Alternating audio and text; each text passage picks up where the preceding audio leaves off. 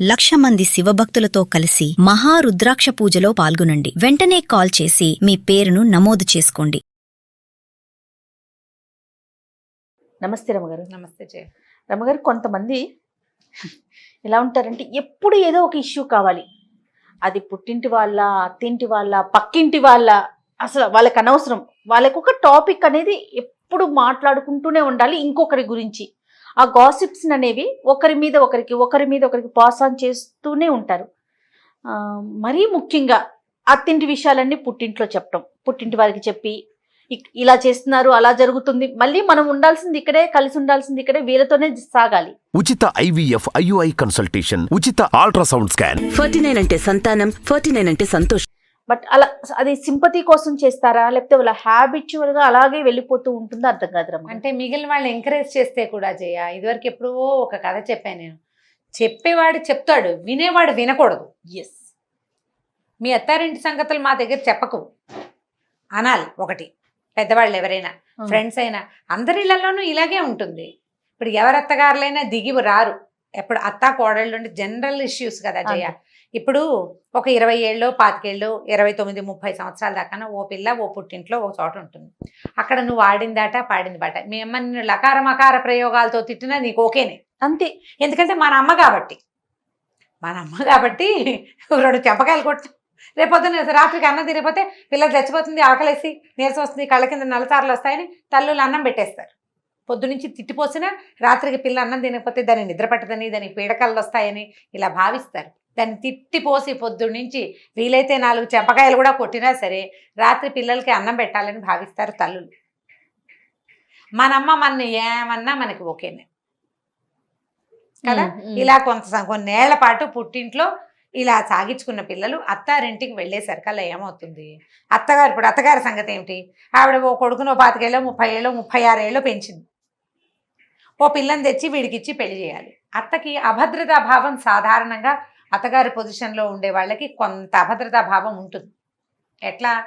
పిల్ల తల్లికేమో అమ్మో నా పిల్లని అత్తాది పరంగా పెంచుకున్నాను, చేతుల్లో పెట్టుకున్నాను, చేతుల మీద నడిపించాను, దీన్ని వీళ్ళు ఏం చేస్తారో అని పిల్ల తల్లికి ఉన్నట్టే పిల్లాడి తల్లికి ఏమని ఉంటుంది, నేను ఇంతకాలం పెంచుకున్నాను, పిల్లాడిని ఇంత ముద్దుగా చూసుకున్నాను, దాని చేతుల్లోకి వెళ్ళిపోతాడేమో, అత్తారికి సొంతమైపోతాడేమో అన్న భయము, దిగులు ఏర్పడతాయి. ఇప్పటిదాకా పిల్లాడి మీద సర్వ హక్కులు నావి, వాడి సంపాదన నాది, పిల్లాడు నా పిల్లాడు.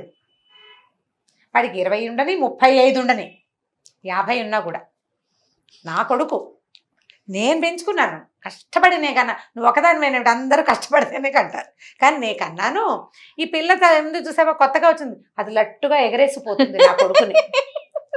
ఇప్పుడు ఎంత చక్కగా పెళ్లి చేస్తారో జయ, ఎంత బాగా వెతుకుతారో. బారెడు జడ ఉండాలి, నా లెక్క అయితే 4 కళ్ళు 12 జడ ఉండాలి. మీ కోడళ్ళక ఉన్నా లేకపోయినా ఉంచుకుంటు నా కోరిక అది. ఇప్పుడు నాకు ఉండొచ్చు కదా, నాకు 2 కొడుకులు ఉన్నారు, అందమైన పిల్లలు కావాలి. అందంగా ఉండకపోయినా నల్లగా ఉన్నా పర్వాలేదు, నలుపు తెలుపు గోల లేదు మాకు. ఒక 4 కళ్ళు 12 జడ బాపు గారి బొమ్మలాగా కావాలి నాకు. ఓ దొరుకుతారు, వెతుక్కుంటాం ఇలాగే. ఇప్పుడు కొందరు వెతుకుతాం, అబ్బో పిల్ల మరీ పొట్టి, పిల్ల మరీ నలుపు, లేకపోతే పిల్ల సామంచాయిగా ఉంది, బొద్దుగా ఉంది, లేకపోతే మరీ బక్కగా ఉంది, ఇలా ఓ ఎంచుతారు. ఎంచగా ఎప్పటికీ కుదరలేదు అనుకో, కాంప్రమైజ్ పెళ్ళైతే చాలని పెళ్లి చేసేస్తారు. పెళ్ళైన దగ్గర నుంచి తల్లులకి ఏం అభద్రత ఉంటుందంటే, ఇన్నాళ్ళు నా సొంతమైన నా బిడ్డ వీడితో, ఈ పిల్లతోటి ఉండాల్సి వస్తుంది, డబ్బంతా విడిది, అదే తీసేసుకుంటుంది, విడి మీద ఆధిపత్యం దానికే వచ్చింది. నువ్వు ఆధిపత్యం కోసమే పెళ్లి చేసావు. మనం పెళ్ళి ఎందుకు చేస్తాం? పిల్లాడికి ఒక కంపానియన్ కావాలి. వాడికి 26 వచ్చిన నుంచి మనకి బెంగ, అమ్మో జుట్టు ఉడిపోతుంది పిల్లాడికి, అప్పుడే 1 ఎకరం పోయింది, 5-6 ఎకరాలు పోతుందేమో పెళ్లి నాటికే నేను దిగులు పడతాం. తలంబ్రాలు పోస్తే బాగుండదురా అనే తల్లులు కూడా తెలుసు నాకు. జుట్టు ఉడిపోయింది, తలంబ్రాల ఫోటోలు బాగా రావు, ఎక్కువ జుట్టు ఉండాలి దానికి, అప్పుడు అందంగా ఉంటుంది. ఇలా కూడా ఆలోచిస్తారు. ఇవన్నీ ఆలోచించి ఒక కొత్త పిల్ల రాగానే ఏమంటే దానికి వాడు తానా తందానా అంటాడేమో, ఎంతసేపు పిల్ల కలిసి తిరుగుతూ నన్ను వదిలిపెట్టేస్తారేమో, పిల్లాడు నన్ను వదిలేస్తాడని ఎంత దిగులు పడతారు. ఇదే పని మనం 30 ఏళ్ల క్రితం చేసాం అని గుర్తుండదు. అంతేగా, మన భర్త దగ్గరికి మనం వచ్చినప్పుడు మనకి పిల్లాడు కలిగాడంటే నువ్వు సంతానం కలిగించుకున్నావు, మీ అత్తగారు కూడా ఇదే ఫీల్ అయింది కదా అని కొడుకు తండ్రులకి తోచదు. కూతుళ్ళ తల్లులకి నువ్వు కూడా ఇలాగే మీ అమ్మ దగ్గర నుంచి బయటకు వచ్చావు. ఓ ఇల్లు వాకిలి ఏర్పరచుకున్నావు. అత్త మామతో ఏదో సజావుగానో ఇంకో రాగంగానో ఎలాగోలాగా ఉండి నెట్టుకొచ్చావు. నీ కూతురు కూడా దాన్ని చెయ్యాలి. నువ్వు వివాహం చేస్తున్నావు, నువ్వు చేయదలుచుకుంది పెళ్ళి. నేను బాగా పెంచుకున్నాను, మా పిల్ల ఎవరి మాట విందంటే అలా ఎలా కుదురుతుంది? అసలు అప్పుడు ఇద్దరు రెండు వైపుల నుంచి పెళ్లి పెళ్లిళ్ళు చేయమాకండి, చక్కగా ఎవరింట్లో వాళ్ళు ఎవరింట్లో వాళ్ళు హ్యాపీగా ఉంచుకోవచ్చు. ఇప్పుడు ఇలాంటి మా పిల్ల ఎందుకు లొంగాలి, మా పిల్ల ఎందుకు మాట వినాలి, నా పిల్ల ముందు నుంచి చక్కగా సంపాదన పర్రాలు, ముందు నుంచి దాని జీతం ఉంది, అది అసలు ఒక్క ఇంట్లో ఇటు పుల్ల తీసి అటు పెట్టలేదు, అరిచేతుల్లో పెంచాము. అరిచేతుల్లో ఎందుకు పెంచావు? దీని పుల్ల తీసి అటు పెట్టకపోతే దాని బట్టలు అది కట్టుకోవటం కూడా రాదు దానికి, అది కూడా రాదు. ఇప్పుడు కష్టపడేది ఎవరు? పిల్లలు కదా. ఇప్పుడు కాబట్టి అత్తగారు పని చేయమంటోంది, ఏమి పని చేయకుండా ఉంటే నేను ఎలా చేస్తానని అత్తగారంటే తల్లుళ్ళకి నచ్చదు. తల్లులకి నచ్చకపోగా పైగా కూతురు మీ అత్తగారు ఎలా ఉంది అని అడిగి అదేదో చెప్పగానే ఆవిడ అలాగా ఆవిడ ఇలాగా అని వీళ్ళు మాట్లాడతారు. ఆడపిల్లలకి ఎలా ఉంటుందంటే అమ్మలాగానే చూడాలి అత్తగారు. న్యాచురల్ కదా జయ, మనం అలా చెప్తుంటాం. కూతుర్ని కోడల్లాగా చూసుకోదు, కోడల్ని కూతురులాగా చూసుకోవటం, అత్తగారిని అమ్మలాగా చూసుకోవటం. అలా ఎలా కుదురుతుంది? మీ అమ్మలాగా మీ అత్తగారు చూసుకోవాలంటే నేను చాచలెంపకాయ కొట్టాలి అంతే. రాత్రిపూట దాకా తిరిగి అడ్డమైన తిరుగులు తిరిగితే ఎవడు సమాధానం చెప్తాడు అని మీ అమ్మ అన్నట్టుగా మీ అత్తగారు అంటే నువ్వు ఒప్పుకుంటావా? ఒప్పుకోవు. నాకు ఇది కావాల్సిందే లేకపోతే నేను తిన్ను అని నువ్వు కోడలంటే అత్తగారికి నచ్చుతుందా? నచ్చదు. కోడళ్ళు కోడళ్ళుగా ఉండాలి, అత్తగారులు అత్తగారులుగానే ఉండాలి. ఎలాగా అత్తగారుగా ఉండటం? నీ పిల్లాడికి ఒక పిల్లని తెచ్చి పెళ్లి చేసావు, వాడితో జీవితాంతం ఉండాలి, నీ కొడుకుతో కలిసి సంసారం చేసుకుని పిల్లల్ని కనాలి, నీ వంశాన్ని ముందుకు తీసుకెళ్ళాలి, నీ కొడుక్కి అన్ని చోట్ల ఆ పిల్ల సాయంగా ఉండాలి. అది ఆలోచించుకుని జాతకాలు చూసుకుని కంపాటబిలిటీ ఆలోచించుకుని పిల్లాడు మాట్లాడుకుని నువ్వు కూడా కట్టం గిట్నం వ్యవహారం మాట్లాడుకుని వాళ్ళకి కాస్తుంది, ఇద్దరే అమ్మాయిలు ఉన్నారు, చెరిసగం వస్తుంది, మా వాడికి ఇంత వస్తుందని లెక్కేసుకుని చేసుకుంటారు పెళ్ళిళ్ళు కదా. అప్పుడు నువ్వు ఏం చేయాలి? వాళ్ళిద్దరికీ కంపాటబిలిటీ ఉండేందుకు నువ్వు ప్రయత్నం చేయాలి. వదిలేయండి వాళ్ళని. అంతేగాని వాళ్ళ ఇంట్లో పుట్టింట్లో పనులు నేర్పలేదు. నీ కూతురుంటే నువ్వు నేర్పవు. ఈ రోజులు ఎవరూ నేర్పటం లేదు. వాళ్ళు చావు వాళ్ళు చేస్తారు. ఇప్పుడు పెళ్లి చేస్తారా? అమెరికా వెళ్తే అన్నం వండటం కూడా రాని ఆడపిల్లలు బోల్డ్ మంది వెళ్తారు జయ. ఎలాగోలాగా తంటాలు పడి నేర్చుకుంటారు. వాళ్ళు గిన్నెలు దొంగుకుంటారు, వంటలు చేసుకుంటారు, బాత్రూములు కడుక్కుంటారు, కొంపగోడు శుభ్రం చేసుకోవాలి, వాళ్ళే చేయాలి, నేర్చుకుంటారు. అంతే. జీవితంతో పాటు నీకు నచ్చేలాగా నీకు వచ్చినట్టుగా వాళ్ళకి రాదు. నీ పరిస్థితి వేరు, వాళ్ళ పరిస్థితి వేరు. జీవితంతో రాజీపడి మెల్లిగా నేర్చుకుంటారు. అవకాశం ఇవ్వాలి వాళ్ళకి, అవకాశం ఇవ్వాలి. నీ దగ్గర పెట్టుకుని ఫలానా మా మేనగోడలు అయితే బ్రహ్మాండంగా వంట చేస్తుంది, దాన్ని చేసుకుంటే బాగుంటుంది, దీనికి వంట రాదు. మేనగోడలు నెల తిరిగేసరికి ₹1,00,000 సంపాదన తేదు కదా. కంపారిజన్స్ చేసుకోకూడదు. తల్లులు కొంత తగ్గాలి. ఇప్పుడు ఇక్కడ పిల్లలు ఎలా తగ్గాలో చూద్దాం. మీ అమ్మ తిట్టింది నేను, ఎవరికి తెలియదు, నువ్వు చెప్పవు. మా అమ్మ ఒప్పుకోదు అని చెప్తావు అంతే నైస్గా. మా అమ్మ నన్ను చెప్పకాయ కొట్టింది అని చెప్తావా? చెప్పవు. మా అమ్మ నన్ను కొట్టింది, మా అమ్మ నన్ను తిట్టింది, అన్నం పెట్టను, నీకు రూపాయి ఇవ్వను, దీపావళి పండగకి గిఫ్ట్ లేవు బొఫ్ట్ లేవు, మానేసి నోరు మూసి కూర్చో, ఉద్యోగం మానే, కాళ్ళు ఎరగొట్టేస్తా అంది. అది కూడా నువ్వు చెప్పవు. అమ్మో మా మమ్మీ ఒప్పుకోదు అని చెప్తావు. అదే మీ అత్తగారిది ఎందుకంటే ఏం నేర్చుకోలేదంటే మా అత్తగారు నన్ను ఇలా అందని ఊరు వాడా ప్రచారం చేస్తావు, ఇరుగు పొరుగు అందరికీ చెప్తావు. మా అత్త అలా అంది, మా అత్త ఇలా అంది, మాది చెప్తావు. నువ్వు మీ అమ్మ గురించి చెప్పలేదు కదా. అమ్మకి ఏమైనా రహస్యాలు ఉంటాయి, అమ్మకి పుట్టింట్లో డీలింగ్స్, అమ్మకి నాన్నతోటి పడదు, వాళ్ళిద్దరు తెక్కొట్టుకుంటారు, అవి కూడా ఏ కూతురు ఎవరికి చెప్పదు, ఏ కూతురు చెప్పదు. అత్తగారి రహస్యాలు మాత్రం అందరికీ ఎందుకు చెప్తావు నువ్వు? పైగా పుట్టిల్లు వదిలిపెట్టేస్తాం, మన పద్ధతి అదే కదా. అంతే. ఓ 25 ఏళ్ళకో 30 ఏళ్ళకో పుట్టిల్లు వదిలేస్తే అక్కడి నుంచి ఎలా వదిలేస్తాం? అక్కడి నుంచి ఏమైనా ముద్దు ముచ్చట్లు జరుగుతాయి. ఆస్తి స్వాస్తి ఉంటే, నీకు అవకాశం ఉంటే, భగవంతుడు వాళ్ళు కలిగి ఉన్న వాళ్ళైతే నీకు డబ్బులు వస్తాయి. ఏదైనా కష్టం నిష్ఠూరం అప్పుడు నువ్వు వెళ్ళి చూసుకుని చేస్తావు, మంచి చెడుకి ఉంటాం అంతే. ఇప్పుడు భర్త దగ్గర అయితే, అత్తారింటికి వస్తే వీళ్ళ ఆస్తి స్వాస్థ్యం మీద పూర్తి హక్కు ఎవరిది? నీది. అంతేగా. వీళ్ళ తాలూకు బాధ్యత ఎవరిది? నీది. నువ్వు చూడాల్సిందే వాళ్ళని. ఇప్పుడు నువ్వు బాగా ఉండాల్సింది ఎవరితో? అత్తారింటితోటే. వీళ్ళకి మా అత్తగారు మంచిది కాదు, మా ఆడపడుచుకు బుద్ధి లేదు, మా మామగారు ఒకటి మఫు, ఆయన మా ఎవరితోటి మాట్లాడు, ఇలాంటివి చెప్పేటప్పుడు రేపొద్దున చాలా మంది ఈ పని చేస్తారు. మా అత్తగారికి మంచిది కాదు, మా ఆడబడి చోటు వేస్ట్ ఫెలో, లేకపోతే చాలా ఎక్కువ హెరాస్ చేస్తుంది, ఆడబడి చాలా అంటుంది ఇలా అంటుంది, ఆవిడకి మొగుడుతో సజావుగా ఉండదు, మా నెత్తి మీద పడుతుంది చెప్తావు. మేము మామగారు ఏదో అందరికీ చెప్తావు. నువ్వు తప్పించుకోలేనిది ఏమిటో తెలుసా? ప్రతి ఆడపిల్ల వీళ్ళ ముగ్గురి పోలికలు నీ పిల్లలకి వచ్చి తీరతాయి. పిల్లల్ని నువ్వు పెంచుతావు, వాళ్ళల్లో పోలికల్ని నువ్వేం చేయలేవు. జీన్స్ అంతే కదా. వాటిని మార్చడం నీ వల్ల కాదు. నువ్వు రేపు ఉండాల్సింది ఎక్కడా? నువ్వు దేన్నైతే తిట్టి నలుగురికి చెప్పి నానా మాటలు మాట్లాడతావో వాళ్ళ ఆస్తే నీ పిల్లలకి వస్తుంది. ఆస్తితో పాటు వాళ్ళవే జీన్స్ నీ పిల్లలకి వచ్చి తీరుతాయి. ఇదేదో పెద్ద ప్రాబ్లం అనుకో, వాళ్ళని వదిలేస్తావనుకో, నువ్వు పోనీ వీళ్ళని వదిలేసుకుంటావు, వాళ్ళతో ఉండవు, నువ్వు వెళ్ళిపోతావు. పోనీ నువ్వు బయట పెడతావు, వీళ్ళు ఇలా చేశారు, పెద్ద సమస్య అయినప్పుడు తప్పకుండా బయట పెట్టాలి. ఇప్పుడు అవకాశం ఇచ్చారు మనకి, చట్టంలో చాలా అవకాశాలు ఉన్నాయి. నువ్వు చిన్న చిన్న పెట్టి థింగ్స్ ప్రతిదాన్ని నువ్వు ప్రచారం చేస్తే, అది నువ్వు దేని గురించి ప్రచారం చేసావు? నీ చీర మాసిందని నువ్వు చెప్తున్నావు, అంతే కదా. ఇప్పుడు నువ్వు ఉండాల్సింది అందులో, నీ భర్త అందులో వాడు, నీ పిల్లలు ఆ తానులో ముక్కలు, అంతే. దాన్ని నువ్వు తప్పించలేవు. మీ తమ్ముడు పోలిక రాదు, నీ కొడుక్కి కొంచెం వస్తుంది, కొద్దిగా వస్తుంది. మీ తమ్ముడి ఇంటి పేరు రాదు, మన అమ్మ నాన్నల ఇంటి పేరు మన పిల్లలకి రాదు. నువ్వు కావాలంటే మీ నాన్న ఇంటి పేరే ఉంచుకోవచ్చు, నీ పిల్లలు అవకాశం లేదే వీళ్ళ ఇంటి పేరే పెట్టాలి. ఇప్పుడు మనమే కాదు, హిందీ వాళ్ళైనా అంతే, తండ్రి ఇంటి పేరే వస్తుంది. అది తప్పదు కదా. అది తప్పనప్పుడు మనం ఉండవలసిన దాని గురించి బయటకి ప్రచారం చేయకుండా ఉండాలి. మా కోడలికి పని రాదు, మా వియ్యపురాలకి బుద్ధి లేదు, అది బాగా పిల్లలకి నేర్పించలేదు, వీళ్ళింతే వాళ్ళింతేనే వాళ్ళని అనటం అత్తగారిది తప్పు. నువ్వు చూసే చేసుకున్నావు.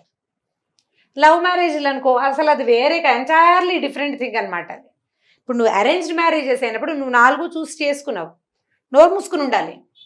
రాకపోతే నేర్చుకుంటుంది, అంతే కదా. జీవితానికి అవసరమైంది వాళ్ళు చేస్తారు. నువ్వు నీ పిల్లాడికి ఒక కంపానియన్ కావాలని పెళ్లి చేసావు, ఏమైనా పద్ధతులు బాగుండకపోతే ఆ అమ్మాయి మీరు కొంచెం సానుకూలంగా అసలు 4 మాటలు మాట్లాడుకుని ఇలా మార్చుకోని అయినా ఇది బాగుంటుందని చెప్పు, వింటే.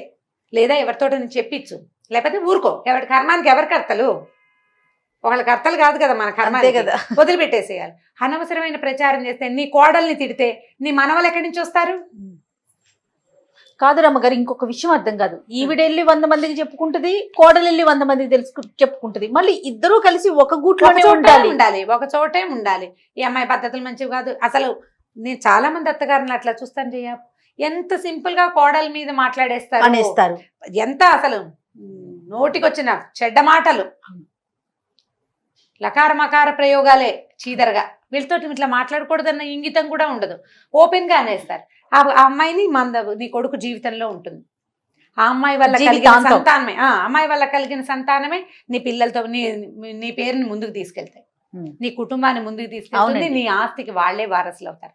వీళ్ళు ఎలా ఉండాలంటే, వీళ్ళని కూతుళ్ళని ఎంకరేజ్ చేయకూడదు, తల్లుల్ని కోడళ్ళని తిట్టడానికి. నువ్వు ఇంకో చోటి కోడలుగా వెళ్తావు, నువ్వు ఇంకొక ఇంటి కోడలివి, నువ్వు సరిగా ఉండాలి, మీ అమ్మని సరిగా ఉండివ్వాలి. ఈ కూతుళ్ళేమో తల్లుళ్ళకి చెప్పకూడదు, తల్లులు కూతుళ్ళని ఎంకరేజ్ చేయకూడదు. ఒక చోట కూతురేమో తల్లిని సరిచేయాలి, ఇంకో చోట తల్లి కూతురిని సరిచేయాలి. అమ్మ ఇలాగే ఉంటుంది, నువ్వు కొత్త చోటికి వెళ్ళావు, వాళ్ళతో అడ్జస్ట్మెంట్ కొంచెం కష్టం, వాళ్ళ పద్ధతులు వేరు, వాళ్ళ వంటలు వేరు, వాళ్ళ ప్రవర్తనలు అవి వేరు, మెల్లిగా అడ్జస్ట్ అవ్వు. ఉద్యోగం చేసుకున్నావు, చదువుకున్న పిల్లవి, నీకు 4 చెప్పక్కర్లేదు. మీరు ఫస్ట్ లో అన్నట్టుగా ప్రతిదీ వినకూడదేమో రమ్మగారు, వినకూడదు. అత్తవారింటి సమస్యలు తప్పదు. చిన్న చిన్న పెట్టి థింగ్స్ కి ఎందుకంత ఇంపార్టెన్స్ ఇవ్వాలి? ఇంతకేమిటంటే అందరం ఓ చోటే ఉండాలి, అంతే కదా. ఇలా పైగా ఈ చెప్పినవి వింటారు. ఇదే కాదు, చుట్టుపక్కల వాళ్ళు వినేవాళ్ళు కూడా చాలా మంది ఉంటారు, ఫ్రెండ్స్ కూడా. వాళ్ళ అత్తగారు చాలా దుర్మార్గురాలని ఇంకో 10 మందికి చెప్తారు. నువ్వు ఎంతమంది మాటలు విన్నావు? ఒక అమ్మాయి మా అత్తగారు మంచిది కాదని నీకు చెప్పింది, నువ్వు ఎలా డిసైడ్ చేస్తావు? రెండో పక్క విషయం నీకు తెలియదు కదా. నీతో ఫ్రెండ్లీగా మాట్లాడే నీ ఫ్రెండ్ అత్తగారితో ఏమంటుందో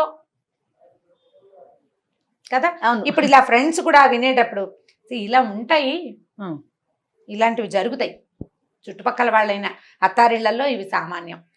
మీ అత్తగారితో కలిసి ఉండాలి, పెద్దవాళ్ళు, నీ బాధ్యత వాళ్ళని చూడడం. వాళ్ళ ఆస్తి స్వస్తి నీ పిల్లలకే వస్తుంది రేపొద్దున. సాయిదా ఫాయిదాగా పోవాలమ్మా అని చెప్పేస్తే 4 మాటలు చాలా ప్రధానమైంది. విన్నవాడు పరమ దుర్మార్గుడు. ఆడది ఎవరైనా, ఆడైనా మొగైనా. మనకి ఆయన పేరేంటి, మన శ్రీపాద సుబ్రహ్మణ్య శాస్త్రి గారి కథ ఒకటి ఉంది. ఈ కాసికలు చెప్పే వాళ్ళని ఏం చేయాలో అని ఒక జమీందార్ గారు గుమాస్తాను అడిగట. ఏముంది బాబు, విన్నవాడి చెవులు తెగ్గొడితే సరే అని చెప్పేట ఆయన. వాళ్ళ చెవులు కత్తిరిచేస్తే ఇక చచ్చినా వినరు. ఒక అత్త కోడళ్ళే కాదు రమ్మగారు, అన్నదమ్ముల మీద అది పెళ్లి చేసుకుని బయటకు వచ్చేసిన తర్వాత అన్నదమ్ముల్ని తిట్టిపోసే వాళ్ళు కూడా ఉంటారండి. అవును. అక్క చెల్లెల్ని అన్న తమ్ముల్ని ఎంతసేపు ఇది ఇట్లా అంటే అసంతృప్తులు పాస్ జీవితంలో చేస్తూ ఉంటారు. అసంతృప్తి. మా అన్నయ్య ఎలా చేశాడు, చిన్నప్పుడు ఇలా చేశాడు, అలాగే ఏదో అయింది, ఇదేదో అయింది, ఏమిటో ఆ అన్నతోనో తమ్ముడితోనో మాట్లాడుకోవచ్చు, మాట్లాడరు. మాట్లాడరు. 10 మందికి చెప్పి సింపతిని గెయిన్ చేసుకోవాలని చూసుకుంటూ ఉంటారు. అన్ని తప్పులే ఇవి. అంతే. మానవ సంబంధాలు బహుపల్సటి విజయ, వాటిని కాపాడుకోవాలి. ఇబ్బంది ఇప్పుడు ఆస్తులు అన్నదమ్ములు లాగేసి ఆడపిల్లలకి ఇవన్నీ చోట్లు ఉన్నాయి లేదని అన్న. అవునవును. ప్రతిదానికి పిడికి బియ్యానికి ఒక మంత్రం కాదు చూడు. నిజంగా సీరియస్ ఇష్యూ ఉంటే తప్పకుండా రచకెక్కాల్సిందే. చిన్న చిన్న వాటికి గొడవలు పెంచుకోవద్దు. ఇతరులకి మీ కుటుంబం గురించి చెప్పుకోకూడదు. నీ గురించి చెప్పినట్టే నేను చెప్పే కదా సింపుల్ గా, నా చీర మాసింది చూడు అని ఎదుటివాడికి నువ్వు చూపించచ్చా? చూపించకూడదు. బట్ట మాస్తే ఏం చేస్తాం, మన చీర మాసి కనిపించకుండా కవర్ చేసుకోవాలి. దాన్ని కవర్ చేసుకోవడం చేత అయితే నీ జీవితం గుట్టుగా సజావుగా వెళ్తుంది. నువ్వు 4 సార్లు అంటే మేము కవర్ చేస్తాం వాళ్ళు చేయకపోతే అంటారు. ఎక్కడో చోట మొదలెట్టాలి కదమ్మా. అది నీ వైపు నుంచి మొదలుపెట్టు. ఇప్పుడు నువ్వు కోడలుగా ఉన్నావు, నీకు ఈ ప్రాబ్లం ఉంది అత్తగారితోటి, నువ్వు ప్రశాంతంగా ఉండడానికి ట్రై చెయ్యి. ఈ ఇబ్బంది వస్తుంది కాబట్టి నేను ఇట్లా ప్రవర్తించకూడదు నా కోడళ్లతోటని, రేపు వచ్చే తరపు కోడళ్లతోటి నువ్వు బాగా ప్రవర్తించు.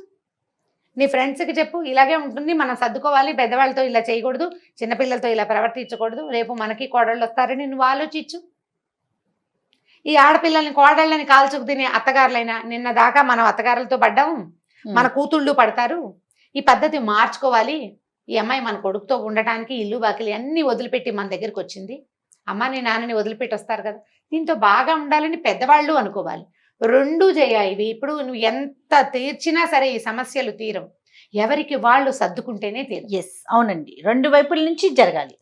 ఇద్దరూ సర్దుకోవాలి, ఇద్దరూ కొంత తగ్గాలి. పైగా వీళ్ళు ఏం చేస్తారు తెలుసా, తల్లులకి అపరిమితమైన ప్రేమ కొడుకంటే, భార్యలకి భర్తలంటే చెప్పరాని ప్రీతి. వీళ్ళ బంధం ఒకటి, ఇద్దరికి శరీర సంబంధమైందే. తల్లి కన్న ప్రేమ, భార్యకి భర్తతోటి ఉండే ఆపేక్ష. వీళ్ళిద్దరూ కొట్టుకు చచ్చి తాము అత్యంతంగా ప్రేమించే వాడికి నరకం చూపిస్తారు. అవునండి. మనం దేనికోసం లాగుతున్నాం, అసలు ఎవరి వల్ల కనెక్ట్ అయ్యామో మనం, వాడికి నరకం చూపిస్తారు. వీళ్ళిద్దరు వద్దు నాకు అనిపించేలాగా చేస్తారు, వాళ్ళు పారిపోయేలాగా చేస్తారు. మరి దేనికోసం మీరు కొట్టుకునేది ఎందుకు? ఒకటి కోసమే కొట్టుకుంటున్నారు. ఆ ఒకడిని సంతోష పెట్టాలి కదా.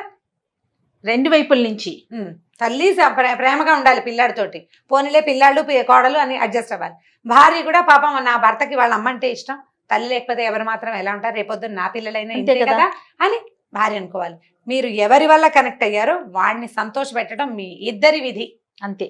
వాడిని హాయి సంతోష పెట్టకపోతే పీడా పోయి ప్రశాంతంగా ఉండనియాలి కదమ్మా. అంతేగా. ఇప్పుడు ఈ స్ట్రెస్ఫుల్ జీవితాల్లో వీళ్ళ కొట్లాటల్లో ఈ మగవాళ్ళు చేరి పాపం వాళ్ళకి పిచ్చి వెర్రి ఎత్తుతుంటారు, వాళ్ళకి కౌన్సిలింగ్ కావాల్సి వస్తుంది. అవునండి. నేనంటాను వీళ్ళిద్దరి ఇవన్నీ నవ్వొస్తుంటాయి, ఇవి వస్తాయి కొన్ని వ్యవహారాలు ఇట్లా.